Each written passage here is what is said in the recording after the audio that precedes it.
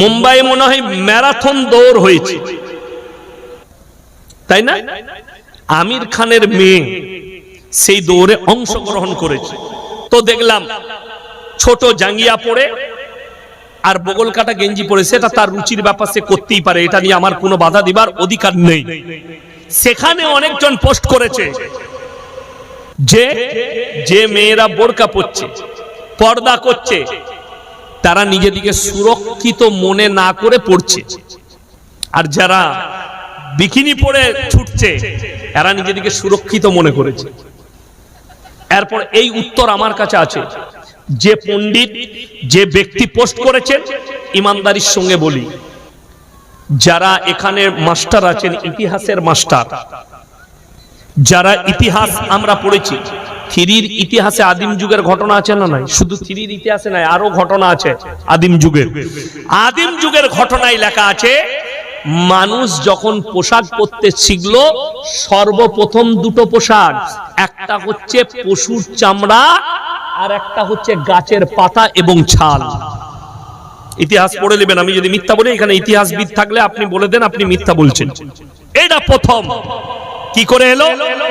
সভ্যতা এলো, তারা অসভ্যতাই ছিল।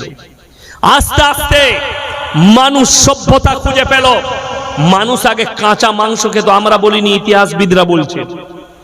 পাথর এবং আগুন ধরাতে শিখলো।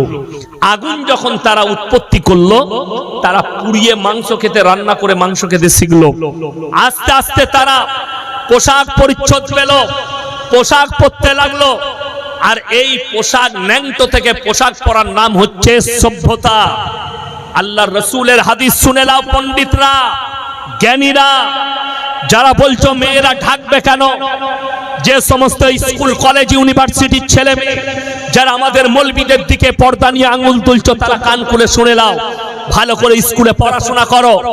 তোমাদের কান কেটে দিবার ক্ষমতা আছে, যদি হিম্মত থাকে আমার সাথে ডিবেটে বসবে, তোমাদেরকে নানটা করে ছেড়ে দেবো আমি। আমার বন্ধু, আমার ভাই, সভ্যতার নাম হচ্ছে কাপড় পরা। আল্লাহর নবী বললেন, আখরি জামানায় যখন কিয়ামত আসবে, বর্বরতার যুগের পাপগুলো মডেলিং হয়ে ফিরবে। মানুষ ন্যাংটো ছিল, কিয়ামতের পূর্বে আবার তারা ন্যাংটো হবে। কেন? সেটার নামই হচ্ছে বর্বরতার যুগ। তখন কিয়ামত আসবে। রাসূলের হাদিস, মেয়েরা কাপড় পরবে, ন্যাংটো থাকবে। আজকে কিছু মেয়ে কাপড় তো পরছে, তারপরেও ন্যাংটো আছে। ঠিক বললাম না ভুল বললাম? বড় কষ্ট লাগে। এই মোবাইল, জানেন এই মোবাইল কতটা ডেঞ্জার? মুসলমানদের অর্ধেক ঈমান নষ্ট করেছে মোবাইল।